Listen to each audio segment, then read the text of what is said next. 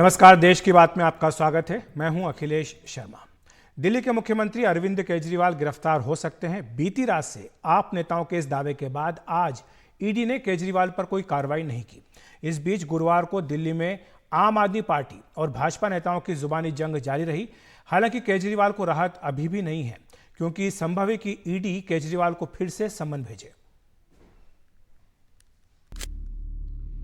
बुधवार रात अचानक केजरीवाल सरकार के मंत्रियों और आम आदमी पार्टी के नेताओं ने दावा करना शुरू कर दिया कि गुरुवार को ईडी दिल्ली के मुख्यमंत्री अरविंद केजरीवाल के घर रेड कर सकती है और उनको गिरफ्तार कर सकती है। पिछले रात को पुख्ता सूत्रों के हवाले हमें पता चला था कि ईडी की रेड होने वाली है, अरविंद केजरीवाल जी अरेस्ट होने वाले हैं। पिछले 24 घंटों से आप देखिए, समन्स जारी होने से पहले बीजेपी को पता चल जाता कि समन्स जारी होने वाला है। पिछले 24 घंटे से हर एक बीजेपी का नेता कह रहा है कि अरविंद केजरीवाल जी अरेस्ट होने वाले हैं। मतलब साफ है कि अरेस्ट का वारंट अगर निकलेगा तो बीजेपी के दफ्तर से निकलेगा, ईडी बाद कार्रवाई करेगा। गुरुवार सुबह दिल्ली पुलिस ने केजरीवाल के घर जाने वाले दोनों रास्ते बंद कर दिए और मुख्यमंत्री निवास तक जाने पर रोक लगा दी। तो सवाल उठने लगे कि क्या आम आदमी पार्टी नेताओं का दावा सही होगा। हालांकि बाद में पुलिस ने बंदिश हटा ली। पूरे दिन ईडी की तरफ से कोई कार्रवाई नहीं हुई। इस बीच अरविंद केजरीवाल सामने आए और कहा कि उनके वकीलों ने बताया है कि ईडी का नोटिस गैर कानूनी है, तो उसका पालन कैसे किया जाए। मेरे वकीलों ने मुझे बताया कि यह समन गैर कानूनी है। क्यों गैर कानूनी है, ये मैंने इनको विस्तार से लिख के भेजा है। मैंने बताया है कि उनके समन कैसे गैर कानूनी है, लेकिन उन्होंने मेरी एक भी बात का जवाब नहीं दिया। इसका मतलब उनके पास मेरी बातों का जवाब नहीं है। इसका मतलब वे भी मानते हैं कि उनका नोटिस गैर कानूनी है। क्या मुझे एक गैर कानूनी समन का पालन करना चाहिए? अगर कानूनी रूप से सही समन आएगा तो मैं पूरा सहयोग करूंगा। बीजेपी को आम आदमी पार्टी पर यह आरोप लगाने का मौका मिला कि उन्होंने दबाव बनाने के लिए खुद ही गिरफ्तारी की बात फैलानी शुरू कर दी। 3 बार बुलाने के बाद आप पेश नहीं हो रहे हैं और अब विलाप कर रहे हैं कि हाय हम गिरफ्तार हो सकते हैं। अरे जांच एजेंसी आपको बता के करेगी क्या? कानूनी प्रक्रिया का पालन आपको करना था अरविंद केजरीवाल, आप नहीं कर रहे। दिल्ली शराब नीति मामले में ईडी के 3 समन नकारने के बाद भले ही गुरुवार को ईडी ने कोई कार्रवाई नहीं की, जिसकी आशंका आप नेताओं ने व्यक्त की थी, लेकिन सूत्रों के मुताबिक ईडी केजरीवाल के जवाब का परीक्षण कर रही है। इसके बाद केजरीवाल को चौथा समन जारी किया जा सकता है। जानकारों के मुताबिक ईडी के पास अदालत जाकर गैर जमानती वारंट जारी करवाने का विकल्प भी खुला है। कानूनी प्रक्रिया में कहीं ऐसा है कि कितने समन अवॉइड करने के बाद ईडी कोर्ट जा सकती है, या कोई ऐसा लिमिट है क्या? ये डिपेंड करता है ईडी के ऊपर। ऐसा कुछ कानूनी प्रक्रिया तो है नहीं, बट ये डिपेंड करता है कि एक करने के बावजूद भी उनका सीरियसनेस कितना है, केस की सीरियसनेस कैसे। ऐसा है कि ईडी के केस अभी पूरा जो एक्साइज पॉलिसी के ऊपर जो चल रहा है, ये स्कैम चल रहा है, तो ईडी ने पूरा इसको छानबीन कर रहा है। ऐसा नहीं कि ईडी सिर्फ इन्हीं के पीछे लगा हुआ है, बाकी केसेस भी उसके हो रहा है सबके तरफ। तो ईडी इनको करने का, इनके पक्ष सुनने का ये जो मौका है उनको दिया जा रहा है, तो इसीलिए उन्होंने को खुद प्रेजेंट होना चाहिए और बताना चाहिए। क्यों नहीं कर रहे हैं वो अलग बात है, बाकी जो करेंगे वो ईडी के पावर है, ईडी के पास पावर है कि कोर्ट पे जाए और उनको बोले कि ये सम्मन इशू कराइए, इनके खिलाफ वारंट इशू कराइए, क्योंकि हम हमारे कहने पे ये आ नहीं रहे। तो कुल मिलाकर केजरीवाल पर ईडी का संकट लगातार बना हुआ है। अरविंद केजरीवाल की गिरफ्तारी के बारे में आम आदमी पार्टी और बीजेपी के बयानों में केवल एक ही अंतर है। आम आदमी पार्टी ने कह दिया कि अरविंद केजरीवाल आज गिरफ्तार होने वाले हैं, जबकि बीजेपी कह रही है कि अरविंद केजरीवाल देर सवेर कभी भी इस मामले में गिरफ्तार तो होंगे ही। अब जब दोनों ही पार्टियां इस बात पर सहमत हैं कि अरविंद केजरीवाल गिरफ्तार इस मामले में होंगे ही, तो फिर आम आदमी पार्टी को इस बात का डर क्यों ना हो कि उसके सर्वोच्च नेता कभी भी दिल्ली शराब नीति मामले में गिरफ्तार किए जा सकते हैं। दिल्ली से अपने सहयोगी मुकेश सिंह सेंगर और कैमरा पर्सन प्रेम सिंह के साथ मैं शरद शर्मा, एनडीटीवी इंडिया। तो जहां एक तरफ अरविंद केजरीवाल कह रहे हैं कि जो आरोप उनके ऊपर लगाए गए हैं उनमें कोई दम नहीं है, तो फिर क्या कारण है कि जांच एजेंसी ईडी अरविंद केजरीवाल से पूछताछ करना चाहती है? हमारे सहयोगी शरद शर्मा इस बारे में जानकारी दे रहे हैं। दिल्ली शराब नीति मामले में ईडी आखिरकार अरविंद केजरीवाल को समन भेजकर पूछताछ क्यों करना चाहती है? दरअसल इसके 4 कारण हैं।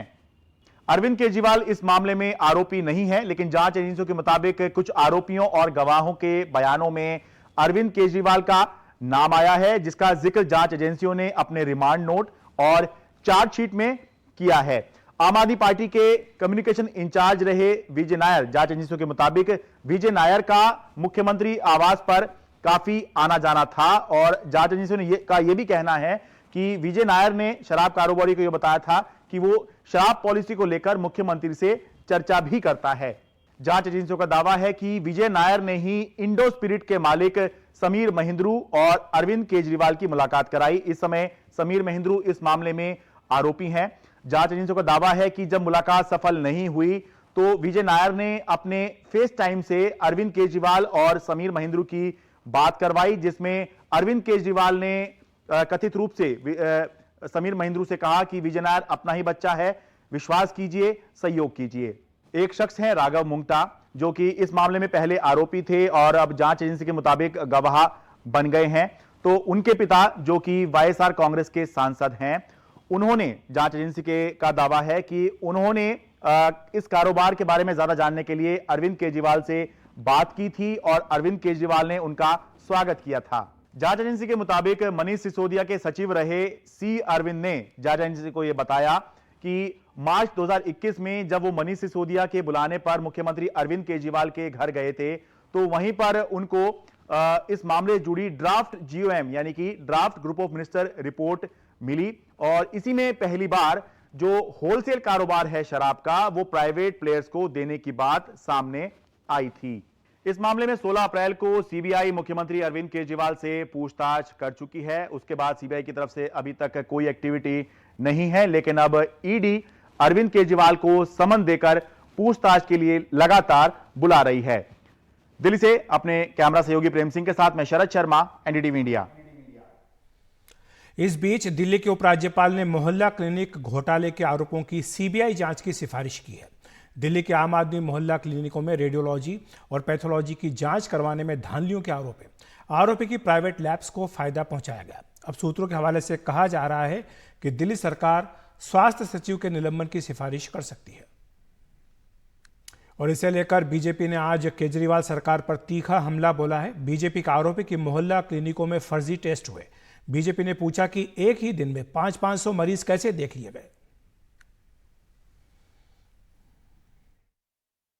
अब तो जांच भी आंच के घेरे में आ रही है, अर्थात ये जो तथाकथित मोहल्ला क्लिनिक थी, इसके अंदर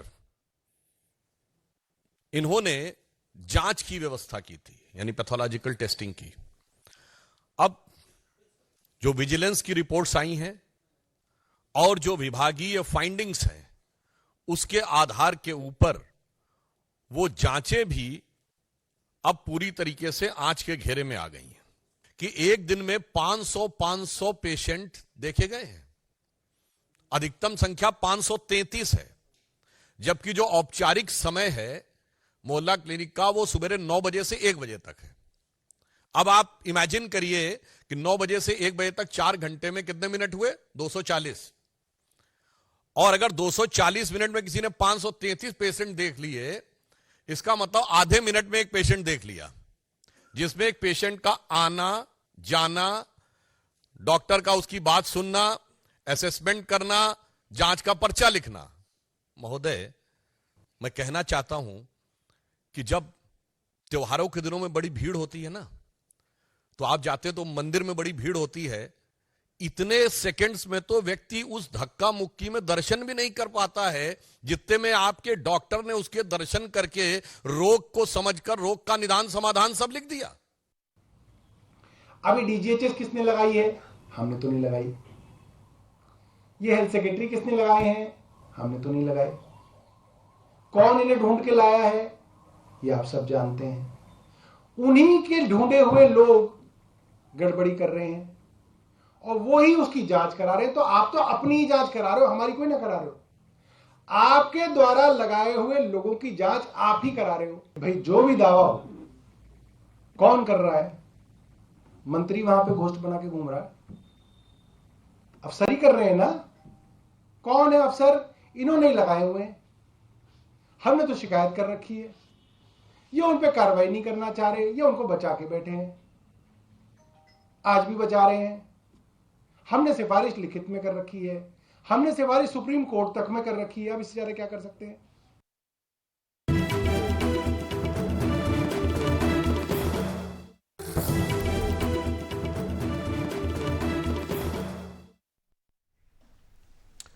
मुंबई के यातायात को नए आयाम पर पहुंचाने के लिए मुंबई के समंदर में देश का सबसे बड़ा पुल बना है। मुंबई के लिए यह मील का पत्थर साबित होगा। जनवरी के दूसरे हफ्ते में मुंबई ट्रांस हार्बर लिंक का प्रधानमंत्री नरेंद्र मोदी उद्घाटन करने जा रहे हैं। इस पुल से यात्रा करने वाले यात्रियों को 250 रुपये टोल देना होगा।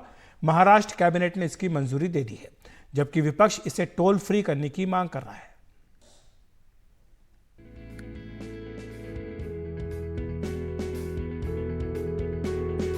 ठाणे की खाड़ी लांघकर समंदर पर बन रहा है Mumbai trans harbour link project, जो कि मुंबई से नवी मुंबई, पुणे और गोवा के फासले को कई किलोमीटर तक कम कर देगा। इसके बनने से मुंबई और नवी मुंबई की बीच की दूरी 15 मिनट तक रह जाएगी। वैसे आमतौर पर 1 से 1.5 घंटा लग जाता है और भीड़ भाड़ वाले वक्त में तो और ज्यादा वक्त लगता है।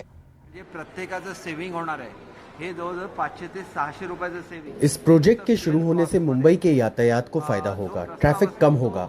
सरकार ने प्रोजेक्ट के लिए लोन लिया था, उसे चुकाने के लिए टोल लेना पड़ेगा। 500 रुपए प्रस्तावित थे, लेकिन 250 रुपए ही अब देने होंगे। परंतु आजच्या मंत्रिमंडळामध्ये अतिशय महत्त्वाचा निर्णय झाला आणि त्याच्यामध्ये हा 250 रुपये करण्याचा निर्णय झालेला आहे। ये ट्रांस हार्बर लिंक इंजीनियरिंग का एक बेहतरीन नमूना है। 22 किलोमीटर लंबा ये पुल बनाने की कल्पना महाराष्ट्र सरकार लंबे समय से कर रही थी, लेकिन कई अड़चनों को दूर करने के बाद आखिरकार साल 2016 में काम शुरू हुआ। लेकिन अब इसको लेकर भी राजनीति हो रही है। आदित्य ठाकरे ने ट्वीट कर टोल फ्री करने की मांग की है। उनकी जब सरकार थी तो टोल मुक्त कर देते, अभी चिंता करने की, अभी भाषण देने की क्या जरूरत है। उन्होंने उस समय उनकी सरकार थी, घोषणा कर देते, रिकॉर्ड में ले आते। अभी ये सब सस्ती वाहवाही लूटने के तरीके हैं जो बंद होने चाहिए। इस प्रोजेक्ट के शुरू हो जाने के बाद से मुंबई की पहचान में एक और नाम जुड़ जाएगा, इसमें कोई शक नहीं है। मुंबई से कैमरा पर्सन अमित पवार के साथ रौनक कुकड़े, एनडीटीवी इंडिया के लिए। बात करते हैं गुरुग्राम की, जहां 27 साल की पूर्व मॉडल दिव्या पाहुजा की हत्या की जांच गुरुग्राम क्राइम ब्रांच को सौंप दी गई है। इस मामले में एक होटल मालिक अभिजीत सहित अब तक 3 लोगों को गिरफ्तार किया गया है। इस मामले में होटल का एक सीसीटीवी फुटेज भी सामने आया है, जिसमें कुछ लोग होटल के कमरे से शव लेकर जाते दिख रहे हैं। दिव्या पाहुजा का शव अभी तक बरामद नहीं हो सका है।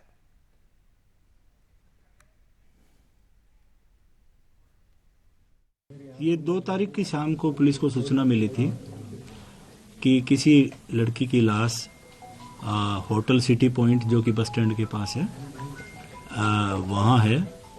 इसी सूचना पे पुलिस वहाँ पहुँची। जब वहाँ पे होटल के तलाशी ली गई और जो कैमरे देखे गए, उससे पता लगा कि एक लड़की की लाश को वहाँ से डिस्प्लेस किया गया 3 लोगों द्वारा, और उसको फिर BMW गाड़ी में डाला गया। और जो बेसिकली होटल का मालिक है मिस्टर अभिजीत, और उसके 2 जो कर्मचारी है, साथी कर्मचारी जो रेस्टोरेंट में काम करते थे, हेमराज और प्रकाश, इन तीनों लोगों को गिरफ्तार किया गया है। दक्षिण भारत के दौरे पर गए प्रधानमंत्री नरेंद्र मोदी वहां की सुंदरता से प्रभावित हुए बिना नहीं रह सके। प्रधानमंत्री मोदी ने एक ट्वीट कर कहा कि जो लोग रोमांच से भरपूर हैं, उन्हें लक्षद्वीप अवश्य जाना चाहिए। उन्होंने लिखा है कि अपने लक्षद्वीप दौरे के दौरान मैंने स्नॉर्कलिंग भी की, क्या शानदार अनुभव रहा।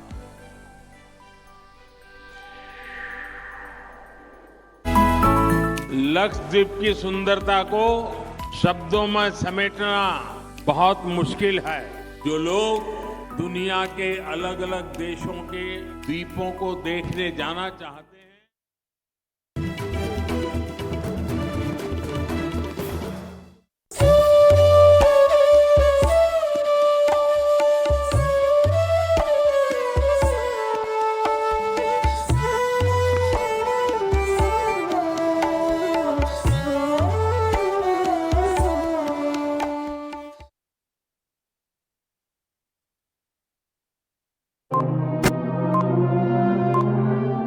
रात के लगभग 2 बज रहे हैं। अयोध्या जो कि अब पूरी तरीके से बदल चुकी है, हमने सोचा क्यों ना देखें कि रात में अयोध्या कैसी दिखती है। उसका हर गली, हर कोना जो कि पूरी तरीके से बदल चुका है, वो कैसा दिखता है आखिर रात में।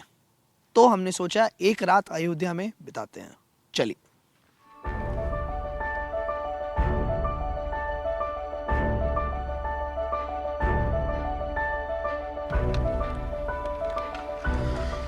रात को भी जैसे आप देख सकते हैं चारों ओर, एक तो अयोध्या में हर समय काम चल ही रहा है, थोड़ा बहुत काफ़ी हद तक काम हो भी चुका है, लेकिन हर समय काम चलता रहता है। तो रात को भी जो है यहाँ पे अयोध्या में काम चल रहा है, निर्माण हो रहा है, पूरे शहर का बदलाव हो रहा है कॉन्स्टेंटली। जो आप अंदर देखते हैं, ये अभी हम थोड़े शहर के बाहरी हिस्से में हैं, बाहर के हिस्से में जहाँ पे कर्मचारी काम कर रहे हैं। ज़रा उनसे बात करने की भी कोशिश करेंगे। क्या नाम है सर आपका? राजू चौरसिया। कितने समय से आप काम कर रहे हैं? 1 महीना हो गया। 1 महीना हो गया। तो आप लोग की रात की ड्यूटी है? हाँ, रात में ड्यूटी है। अच्छा, किस चीज़ का काम चल रहा है अभी? ये रोड का चल रहा है। 1 महीने में खुद से रात को कितना बदला है अयोध्या? बहुत से बदला है। जैसे? जैसे अपनी अयोध्या सुरक्षित रहे और ये रोड जैसे थोड़ी छोटी रहे, अब तो बढ़िया हो गई। थोड़ा लोगों का आना जाना ज़्यादा हुआ है? हाँ, ज़्यादा हुआ। अच्छा, तो ये वो लोग हैं जो रात को भी काम चल रहा है यहाँ पर अयोध्या के अंदर। आप देख सकते हैं रात के 2 बजे ये सड़क बनने का काम यहाँ पर चल रहा है।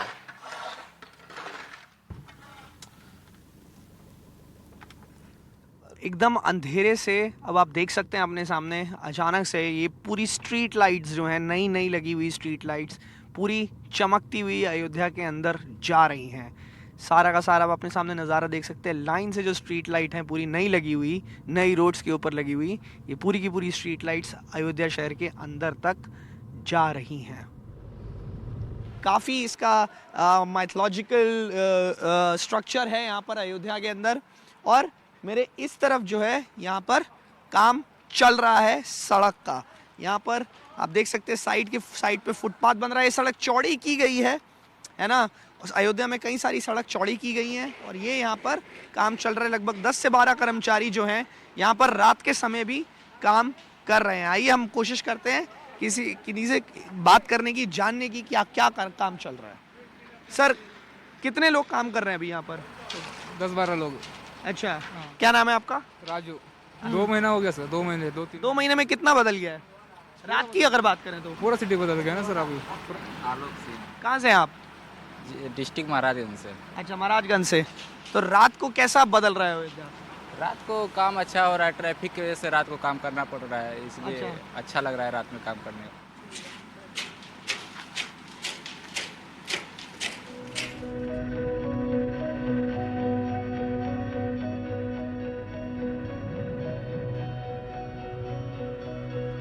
अयोध्या का एक चौराहा और यहाँ पे पुलिस यहाँ पे खड़ी है, सिक्योरिटी चेकिंग चल रही है।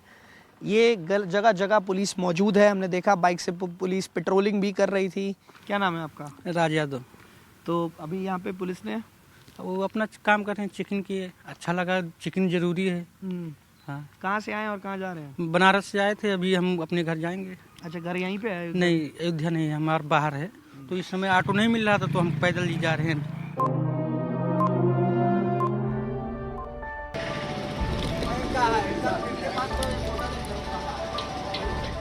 कड़कती ठंड है मगर चमकती अयोध्या है। बहुत ठंड हो रही है और हमने चाय मंगा ली है अपने लिए। यहाँ पे मेरे को कुछ लोग बैठे हुए मिले। रात के लगभग 3 बज रहे हैं और यहाँ पे सब लोग कुछ लोग बैठे मिले। ये लोग अयोध्या के ही निवासी हैं।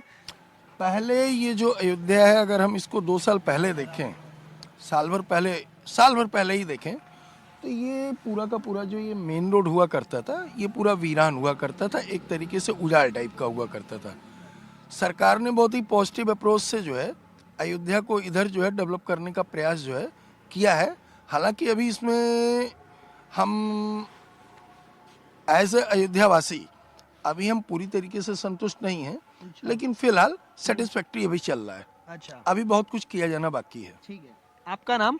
मेरा नाम सूरज मिश्रा है, मैं भी यहीं का निवासी हूँ। और यही तो कैसे अयोध्या कैसे रात को कैसे बदली हुई लग रही है ये सड़क? इस सड़क के बारे में तो पांडे जी ने बता दिया। जी, अयोध्या पहले ऐसा था, उतनी चहल पहल नहीं रहती थी, ऐसे डेकोरेशन नहीं था। रात के समय में जो सुनसान रहता था, एक तरीके का, आप ये कह सकते हैं एकदम सन्नाटा रहता था, अच्छा, उजाड़ टाइप का। लेकिन अब ये लाइट्स देख रहे हैं, लाइटिंग्स देख रहे हैं, रोड्स की डेकोरेशंस देख रहे हैं रात की, वो सारी चेंज हो चुकी हैं इस समय, अभी के समय पे। आपका नाम? कृष्णा पांडे, आप क्या करते हैं? होटल है मेरा।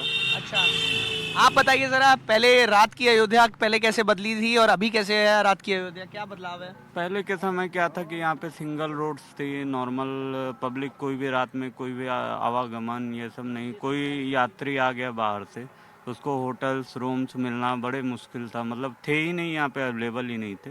रात के टाइम में अभी क्या है कि लोग हैं रोड पे, जैसे अभी आप हमको मिले और लोग हैं, तो यहाँ पे थोड़ा सा सुविधाएं बेहतर हुई यात्रियों के लिए। तो ये थे यहाँ के कॉमन सिटीजन्स जिन पर किसी भी चीज़ का डायरेक्ट सबसे पहले असर पड़ता है। रात को हमने बात करी अयोध्या कैसे बदली है, दिन में भी कैसे बदली है, रात में भी कैसे बदली है, आगे क्या है, पीछे क्या था, और ये एक छोटी सी चाय पे चर्चा रात के समय।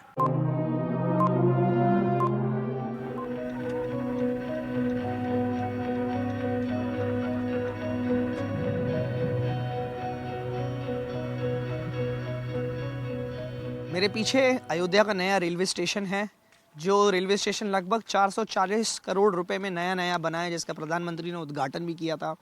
ये कई सारी वंदे भारत, 2 अमृत भारत भी यहाँ देखेंगे यहाँ पर। और ये स्टेशन जो है लगभग 144 मीटर लंबा है, 44 मीटर इसकी चौड़ाई है, ग्राउंड प्लस 2 फ्लोर्स में बड़ा हुआ है। बाहर से मंदिर है, अंदर से काफ़ी हाईटेक मॉडर्न टेक है, इसके टेक के अंदर से काफ़ी एयरपोर्ट जैसा इस स्टेशन को लुक दिया हुआ है, जिसका प्रधानमंत्री ने उद्घाटन किया था। एक रेलवे स्टेशन है शहर में जो कभी नहीं सोता, चाहे शहर कितना भी बड़ा हो या चाहे कितना भी छोटा हो। यहाँ पर कई सारे पर्यटक हैं, ये लोग दर्शन कर चुके हैं और अब जा रहे हैं। क्या नाम है सर आपका, कहाँ से आए हैं? विवेकानंद पिनाटे, मुंबई से आए हैं हम। पहले कभी आए थे अयोध्या? नहीं, दिस इज फर्स्ट टाइम, पहली बार। रात को सुंदर लगी अयोध्या? आप रात को ट्रेन पकड़ने आए हैं? यस, बहुत अच्छा लगा। अम्मा जी बात करेंगी आप जरा, क्या नाम हुआ? शांता नीलापल्ली। कैसा लग रहा है आपको अयोध्या आकर? आपने अयोध्या देखा, कैसा लगा आपको? चांगला है। चांगला है? फिर से आओगी आप? आने वाले हैं। कब? ये मंदिर बने बाद। अच्छा,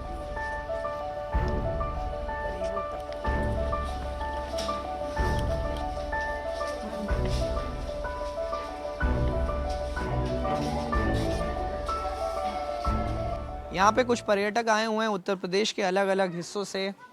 अलीगढ़ से यहाँ पे एक फैमिली आई हुई है, अपनी ट्रेन का इंतज़ार कर रही है। हालांकि इंडियन रेलवेज़ की पुरानी आदत है, ट्रेन कहीं ना कहीं डिले तो होती ही है, देरी तो होती ही है।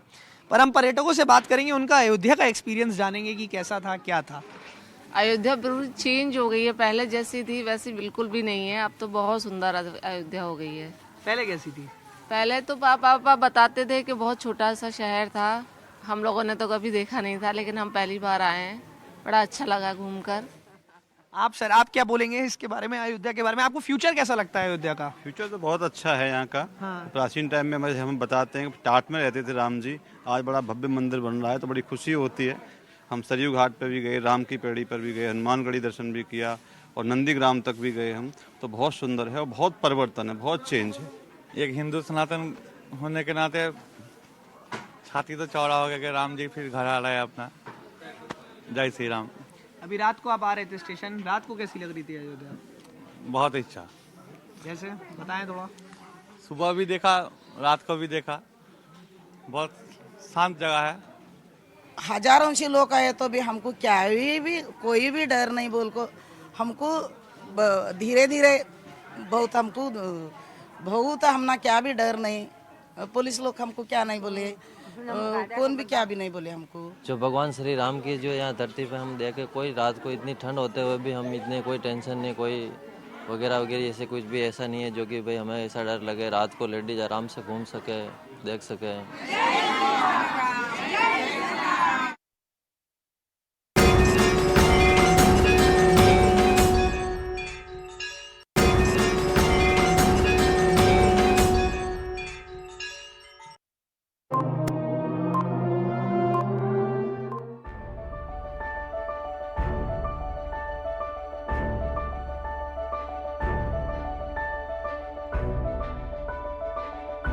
बीच रात में हैं हम लोग और अभी हम लोग राम मंदिर की एंट्रेंस पर हैं। ये आप अपने सामने देख सकते हैं, पूरी तरीके से जगमगा रही है ये एंट्रेंस। 22 तारीख को बहुत बड़ी प्राण प्रतिष्ठा होने वाली है जो प्रधानमंत्री नरेंद्र मोदी करेंगे। आप अपने सामने देख सकते हैं, पूरी जगमगा रही है ये। और कई सारे लगभग 6000 लोग पूरे हिंदुस्तान से बुलाए गए हैं उस प्राण प्रतिष्ठा के लिए। ये वो रोड है जो जाती है राम मंदिर की तरफ। ये बेसिकली एक तरीके की राम मंदिर एंट्रेंस इसको बोल सकते हैं। यहाँ पर लॉकर सर्विस, आरती पास, ये सब यहाँ पे काउंटर्स भी बनाए हुए हैं। पूरी तरीके से सुंदर है, जगमगा रही है, चमक रही है ये रात को, बीच रात में, अंधेरी रात में, बीच रात को अयोध्या के अंदर ये राम मंदिर की एंट्रेंस।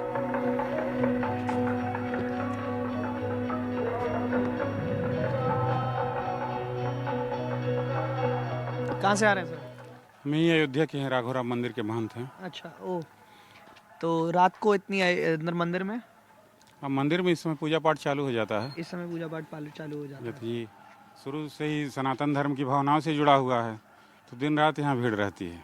अच्छा। आप तो मतलब इस समय तो प्रातः काल है, लेकिन ये दिन रात यहाँ भीड़, रात में भी पूरी अयोध्या खुली रहती है।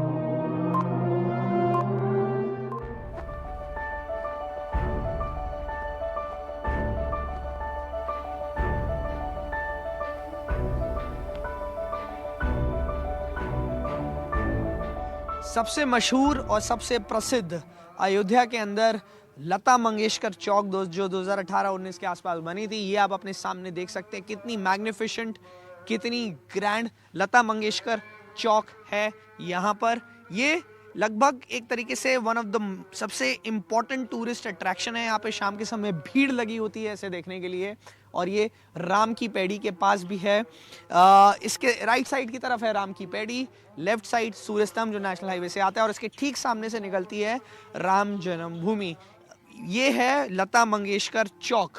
यहाँ पर उस तरफ राम की पैड़ी, इस तरफ सूर्य स्तंभ। ये आप अपने सामने देख सकते हैं, ये है सूर्य स्तंभ जो कि सूर्य भगवान के डिपिक्ट करते हैं। लगभग 40 सूर्य स्तंभ हैं यहाँ पर, और ये इस तरीके से ये रात को लगते हैं, काफ़ी खूबसूरत।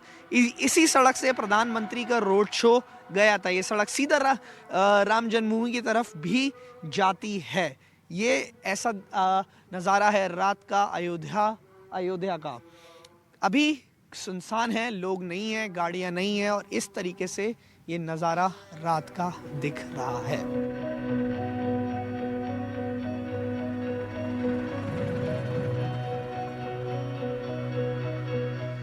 ठंड हो रही है और बार बार हम लोग को जो है चाय के लिए मजबूरन रुकना पड़ रहा है।